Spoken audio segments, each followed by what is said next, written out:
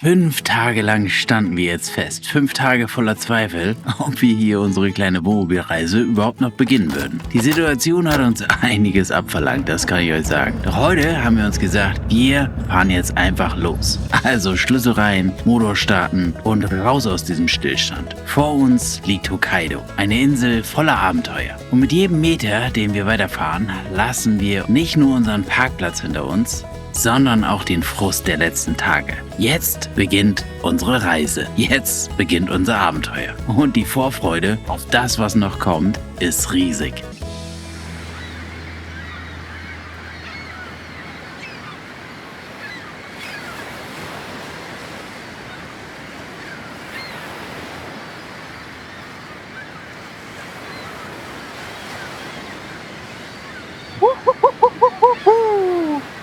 Oh, ich find's so geil, so geil. Wow. Ja, nach den nervenaufreibenden Tagen auf dem Parkplatz fühlt sich jetzt jeder Kilometer an wie so ein kleines Stück Freiheit. Unser Vermieter hat uns in der Zwischenzeit ein paar Orte verraten, die man so vermutlich als Tourist normalerweise nie entdecken würde. Also folgen wir der Westküste Hokkaidos Richtung Norden. Sie gilt als eine der ursprünglichsten Regionen Japans. Also hier gibt es keine riesigen Metropolen, sondern eher kleine Fischerdörfer, endlose Küstenstraßen, ja und eine Landschaft, die von Vulkanen, steilen Felsen und dem japanischen Meer geprägt ist. Und immer wieder öffnen sich spektakuläre Ausblicke auf das Meer. Unser Ziel ist erstmal der nördlichste Punkt Hokkaidos. Ein Ort, an dem das Land endet und der Blick bis nach Russland reichen könnte. Doch wir haben uns vorgenommen, nicht einfach nur anzukommen. Wir wollen uns treiben lassen, also spontan anhalten, ja und genau diese kleinen Entdeckungen mitnehmen, die so in keinem Reiseführer stehen. Also einfach der Straße folgen und schauen, was uns hinter der nächsten Kurve erwartet. Aber bevor unser Abenteuer jetzt weitergeht, haben wir erstmal richtig Hunger. Also machen wir uns als erstes auf die Suche nach einem richtig guten Mittagessen. Ja und wer weiß, vielleicht erwartet uns ja hier auch schon das nächste Abenteuer.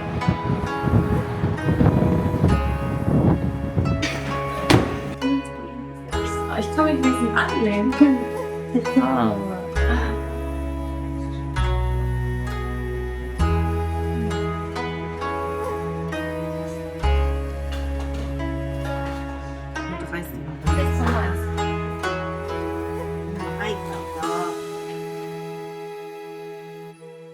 Noch offen ist. Also. So, Susi hat gesagt, sie will, ich muss die Karte mal drehen, weil in Wirklichkeit sieht es so aus. Susi hat gesagt, nee, warte mal, in Wirklichkeit Sapporo, da ist Sapporo. Also da ist Sapporo und dann sind wir hier hochgeschüsselt, haben hier kurz was gegessen, sind hier weiter geschüsselt und jetzt sind wir hier an diesem Punkt angekommen und zwar ist das so eine Road Station. Das ist für alle Leute, die viel auf der Straße unterwegs sind und ab und zu mal einen kleinen Stopp brauchen und das wollen wir uns mal angucken, wie das hier aussieht. Also da gibt es was zu essen und dann gibt es da natürlich Toiletten und was es da noch so alles gibt, ne? Das wollen wir jetzt mal sehen. Hier haben wir den Eingang. Daytrip, Hot Spring, Restaurant, Lodging, Shops. Ist nur ganz klein. Oh mein Gott. Das Ding ist riesig. Ja, was ist das hier alles? Hier kannst du dein On-Duty oder? Ich weiß nicht. Ist ja auch Schimmel hier unten? Das kann man mal fragen. Ach, du brauchst mal mein Telefon zum Übersetzen, ne? Für uns 3 7,65 Euro. Wahnsinn. Unseren Sauna zu benutzen. Ah, das ist krass. Und wie lange haben die denn offen? Sehen wir das hier nochmal irgendwo? Ich glaube. Okay, das ist verrückt. Ja, das ist ja mal eine Raststätte im komplett anderen Stil. Und zwar im Japanischen. Was brauchst du, wenn du zu müde bist, um mit dem Auto weiterzufahren? Vielleicht brauchst du was zu essen. Restaurant gibt's hier. Vielleicht brauchst du auch ein Klo. Toiletten gibt's hier. Vielleicht brauchst du auch die Möglichkeit, mal eben ein paar Stunden zu pennen. Gibt's hier. Diese kleinen Türen sind alles einzelne Zimmer. Also du kannst dich hier auch einbuchen und hier deine Nacht verbringen oder halt auch nur 1-2 Stunden schlafen, um dann halt weiterzufahren. Und wenn du dich innerlich und äußerlich ein bisschen dreckig fühlst und sagst so, du brauchst jetzt ein bisschen Entspannung, und zwar in Form eines Onsens, auch das gibt es hier. Es ist echt eine komplett andere Raststätte. Ich bin schon begeistert. Das sieht alles extrem sauber aus. Du kriegst hier Essen, du kriegst hier heißen Kaffee, du kriegst hier jegliche andere Getränke. Und es gibt noch einen Shop natürlich. Da laufe ich jetzt allerdings nicht hin, weil der, glaube ich, schon zu hat. Aber du kannst hier halt genauso noch Süßigkeiten und was auch immer du brauchst halt alles shoppen. Also das ist geil und es ist halt auch echt geil designt. Also gefällt mir richtig, richtig gut. Mal ein komplett anderes Konzept einer Raststätte. Onsen gehören in Japan einfach zur Kultur, vermutlich so wie Sauna bei den Finnen. Es gibt sie einfach überall, aber ein Onsen an einer Raststätte, den mussten wir uns natürlich anschauen. Und während man in Deutschland bei einem öffentlichen Klo schon überlegt, ob man die Türklinke lieber mit dem Ellbogen, dem Fuß oder reiner Willenskraft öffnet, stehst du hier plötzlich in einer Anlage, die gepflegter ist als so mancher Hotelspa. Also alles extrem sauber, ordentlich, ruhig. Aber das ist eben Japan. Hier ist Sauberkeit nicht nur praktisch, sondern auch irgendwie Teil der Kultur. Und weil wir ja ohnehin schon auf der Raststätte sind, auf der man in Japan natürlich auch ganz entspannt übernachten darf, beenden wir unseren kleinen Wellnessausflug genau so, wie es sich gehört. Mit einem leckeren Abendessen und einem Unterhaltungsprogramm, das sich wirklich gewaschen hat. Und mal ganz ehrlich, was gibt es Schöneres? Frisch geduscht, aus dem Onsen, direkt in den Camper und dann was Leckeres essen. Füße hochlegen und den Abend mit einem guten Film ausklingen lassen. Genau solche Momente sind es, die das Reisen mit dem Wohnmobil so besonders machen. Man braucht gar nicht viel. Manchmal reicht einfach eine japanische Raststätte.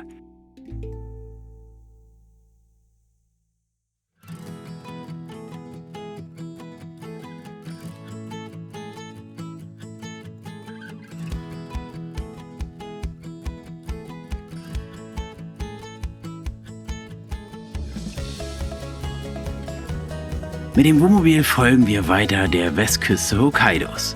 Und hier sieht und spürt man auf jedem Kilometer die Kräfte der Natur, also den Wind, die Wellen, das raue Meer. Und man kann sich vorstellen, dass hier gerade im Winter diese Küste ihr wahres Gesicht zeigt. Dann treffen eisige Luftmassen aus Sibirien auf das japanische Meer. Sie nehmen Feuchtigkeit auf und entladen sie über Hokkaido in Form gewaltiger Schneemengen. Orte wie Otaru oder die Küstenregion gehören deshalb zu den schneereichsten bewohnten Gebieten der Welt. Diese Natur hat die Landschaft und die Menschen über Jahrhunderte geprägt. Die Dörfer wirken klein und widerstandsfähig, die Häuser sind auf den Winter ausgelegt und das Leben richtet sich bis heute nach den Jahreszeiten. Und trotzdem begegnet man hier nur wenigen Menschen. Große Teile der Westküste sind dünn besiedelt. Viele junge Bewohner sind in die Städte gezogen. Zurück bleiben kleine Fischerdörfer, ruhige Straßen und eine Landschaft, die fast unberührt wirkt. Gerade mit dem Wohnmobil ist das ein absoluter Traum. Also kein Verkehr, ständig das Meer im Blick und immer wieder Aussichtspunkte, an denen man einfach stehen bleiben möchte. Ja, wir hier. Aber fahr vorsichtig, falls noch mehr kommen. Schnapp einfach weg.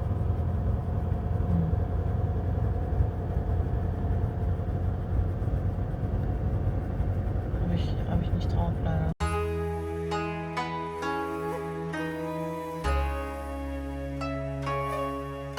Je weiter wir an der Westküste Hokkaidos entlangfahren, desto häufiger begegnen uns diese verlassenen Orte. Verfallene Häuser, geschlossene Geschäfte, ja und ganze Straßenzüge, die wirken, als wäre die Zeit hier einfach stehen geblieben. Man kann nur erahnen, wie hart das Leben hier früher gewesen sein muss. Geprägt vom Meer, den langen Wintern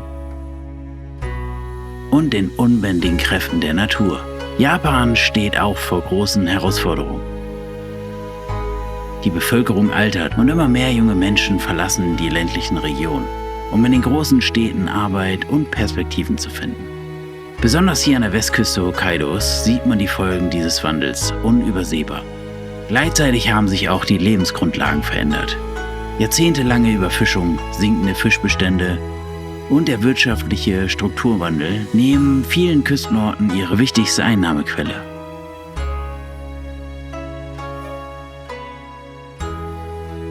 Was bleibt, sind stille Häfen, verlassene Häuser und Dörfer, die jedes Jahr ein Stück mehr verschwinden. Diese Orte erzählen Geschichten. Geschichten von Menschen, die hier ihr ganzes Leben verbracht haben. Und von einer Region, die langsam dem Lauf der Zeit weicht.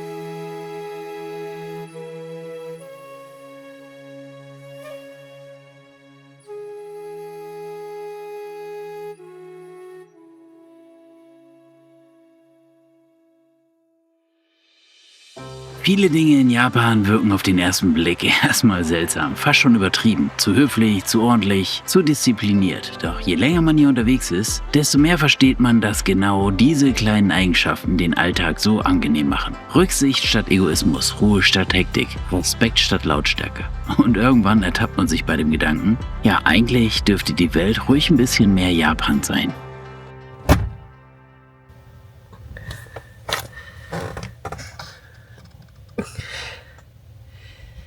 Papa, der alte Tierfotograf. Hast du gesehen, wie er sich angeschlichen hat über die Straße? Ja. Ja, Hokkaidos Tierwelt ist faszinierend. Und das Besondere ist, man begegnet ihr nicht nur irgendwo tief in der Wildnis, sondern manchmal auch ganz selbstverständlich mitten im Dorf, am Straßenrand oder auf einer Wiese neben der Straße. Rehe, Füchse, Vögel und ja, auch Bären leben hier. Denen begegnet man zwar nicht jeden Tag, aber sie gehören auch zu Hokkaido. Und auch uns sind sie begegnet, aber dazu später noch mehr.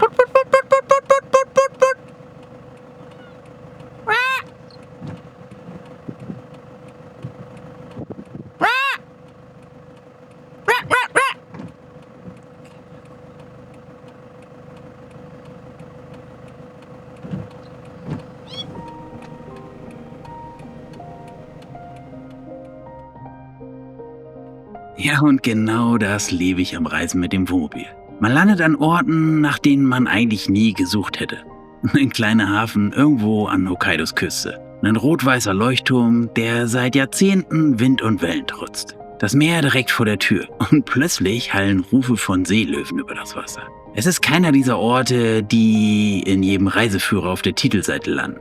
Es gibt hier halt keine Warteschlangen, keine Souvenirläden und ja, auch nie so viele Menschen, die sich gegenseitig vielleicht für das perfekte Foto zur Seite schieben. Stattdessen gibt's hier halt eine Menge Wind, das Rauschen der Wellen, ja und dieses Gefühl, ganz weit weg vom Rest der Welt zu sein.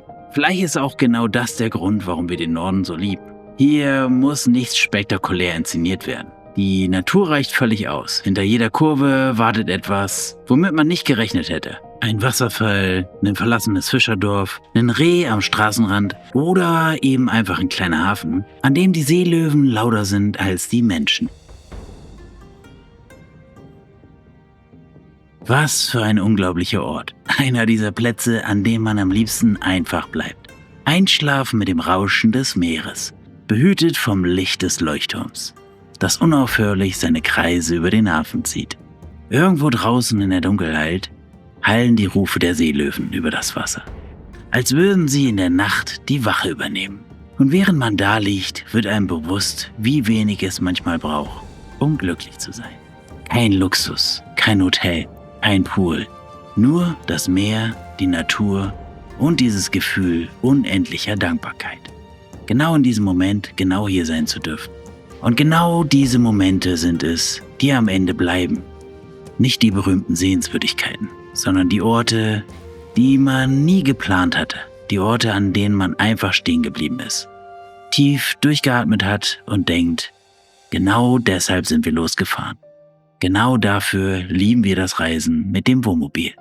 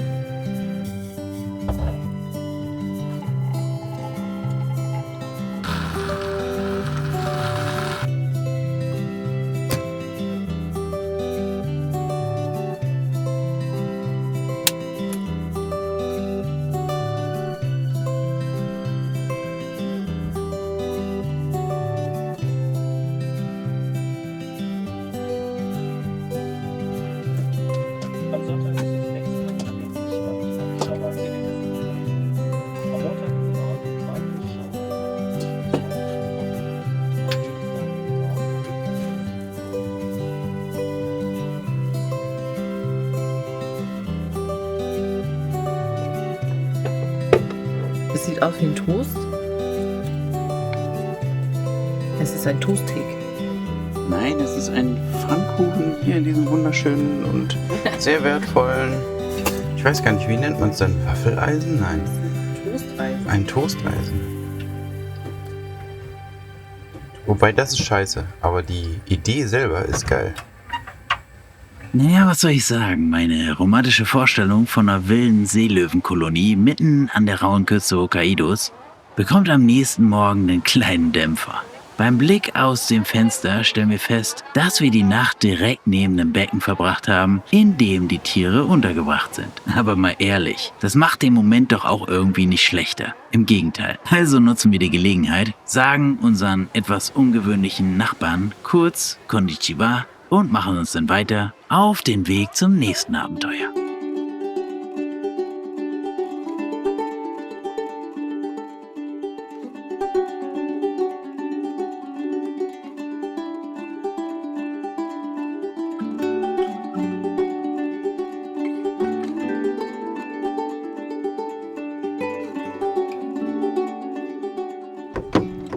Ja, das ist schon echt verrückt, ne? Das hat so viel Parallelen hier mit Norwegen, dem Nordkap oder Island, wo das auch alles so aussieht. Vermutlich, weil die hier alle im Winter mit dem gleichen Element zu kämpfen haben.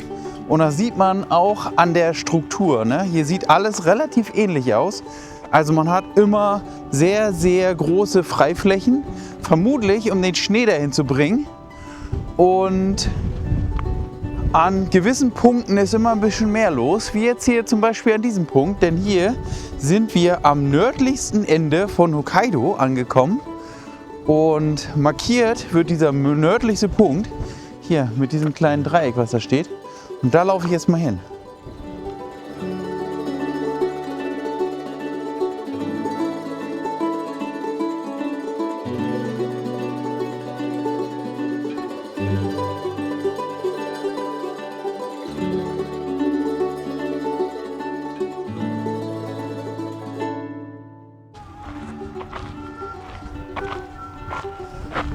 Heute Morgen hat mich Susi gefragt, warum wir denn immer so ein Faible für derartige Länder haben. Also zumindest was auch die Temperaturen angeht. In Beijing haben wir gerade geguckt, sind heute zum Beispiel 38 Grad.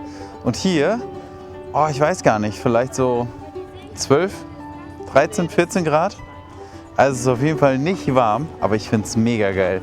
Also ist sehr, sehr spannend, gerade weil das so viele Parallelen wirklich halt auch mit Island hat, so von der Gebäudestruktur und so und von den Läden und ja, das ist schon sehr, sehr spannend.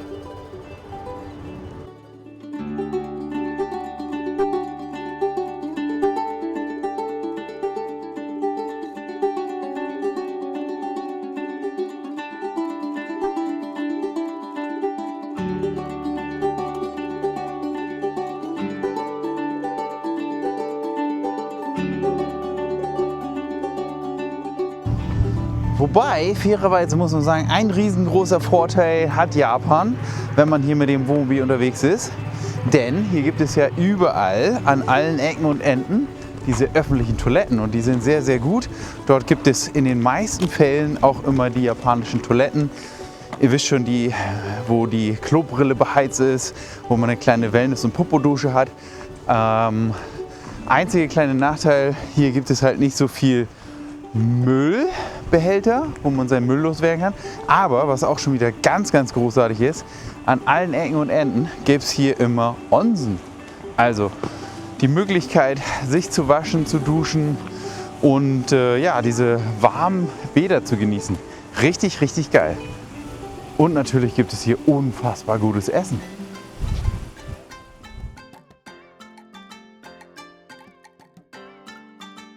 Es gibt Menschen, die planen ihre Urlaube bis auf die letzte Minute. Wir gehören da definitiv nicht zu. Und genau jetzt beginnt der Teil der Reise, auf den wir uns wahrscheinlich am meisten gefreut haben. Hinter uns liegt der nördlichste Punkt Hokkaidos. Und vor uns? Ja, keine Ahnung. Und genau das ist doch das Schöne daran. Unser Wohnmobilvermieter hat uns vor der Reise ein paar Orte verraten, die wir unbedingt sehen müssen. Also keine Sehenswürdigkeiten, keine Instagram-Spots, sondern Plätze, die man eigentlich nur kennt, wenn man hier auch zu Hause ist. Und genau diese Geheimtipps werden wir als nächstes erkunden. Ganz ehrlich, wir haben keine Ahnung, was uns erwartet. Vielleicht ja ein einsamer Onsen, direkt am Meer. Vielleicht Wasserfälle mitten im Nirgendwo. Vielleicht ja Bären, hoffentlich mit etwas Sicherheitsabstand. Oder einfach nur Straßen, auf denen man stundenlang fährt und das Gefühl hat, dass hinter jeder Kurve das nächste Abenteuer wartet. Und genau deshalb lieben wir diese Art des Reisens. Nicht, weil am Ende ein Haken auf der Bucketliste steht, sondern weil wir morgens den Motor starten und selbst noch nicht genau wissen, was der Tag für uns so bereithält. Wenn ihr wissen wollt, wie diese Geschichte hier weitergeht, dann bleibt unbedingt dabei.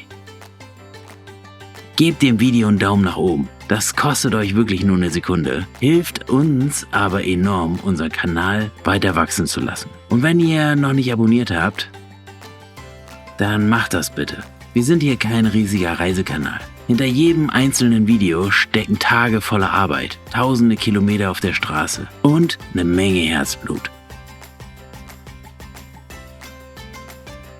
Im nächsten Teil, da wird es definitiv noch wilder, noch einsamer und wahrscheinlich noch überraschender. Also Motor an, anschnallen und auf zum nächsten Abenteuer. Vielen Dank, dass ihr uns folgt.